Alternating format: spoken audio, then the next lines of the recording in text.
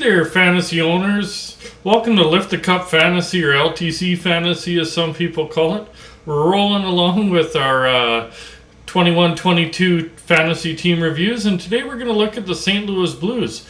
We'll look at who led them in different stats for goaltenders, defensemen, forwards, who's their biggest fantasy disappointment, who's their biggest fantasy surprise, and who on their roster is relevant fantasy-wise on a weekly basis. These continue to come out every few days because no better way to enjoy the fantasy off season than to watch the NHL playoffs. As I'm recording this, Colorado's crap kicking Tampa there 5-0 after 2, and be able to talk a little bit of fantasy hockey here. Don't forget to subscribe. That way you can catch your favorite team's review. Maybe you want to catch your rivals' review. Maybe you want to talk all 32, or maybe just take a peek at a team or two that sometimes gets overlooked fantasy-wise. So we'll get right into it. Goaltenders for St. Louis this year is Ville Husso. Kind of came out of nowhere, but he led him in games played at 40, led him in wins at 25. Goals against average at 2.56 and save percentage at 919. As I mentioned, Husso kind of came out of nowhere because Binnington really struggled at the start of the year. And after that, Husso kind of took over and kind of took the crease away from Binnington. That all kind of changed in the playoffs because Husso was the exact opposite. Husso struggled and Binnington took over. But as fantasy owners, we're more worried about the regular season because that's when our points and pools are won. We just enjoy watching the playoffs. So Husso did have a really good season. Solid numbers there. Moving over to D-men, it was Justin Falk who led him in goals at 16. Torrey Krug led him in assists at 34. And Falk led him in points at 47. He also led in plus-minus at plus 41. And hits at 149. Colton Parayko led him in blocks at 169, and Falk came back and took the shot total for D-men at 167. Overall, Falk had a very, very good fantasy season. As you can tell, he led a number of different categories for St. Louis on the back end. Krug still had a decent season. He had a 40-plus point season again, so he was fantasy relevant there.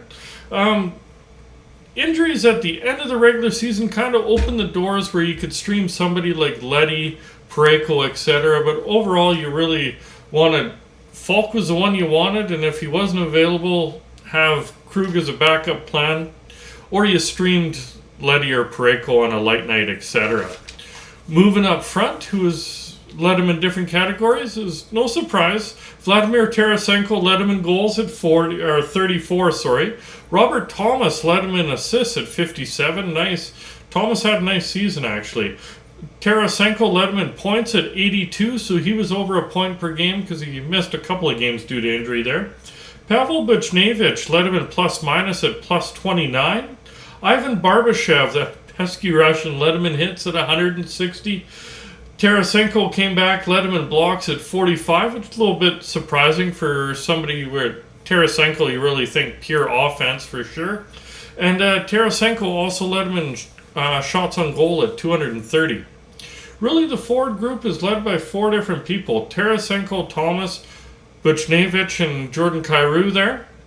They all had really good seasons overall. You could keep them on their roster pretty much any time.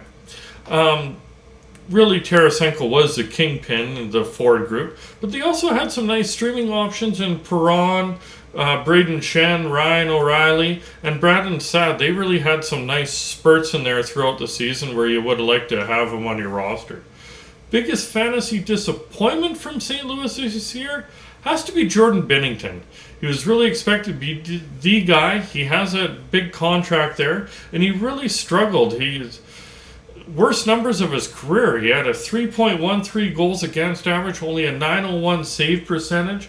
And when you're making that kind of cake, you kind of want more out of him. And I think where a lot of fantasy owners would have drafted him, they would have been really disappointed in his performances here.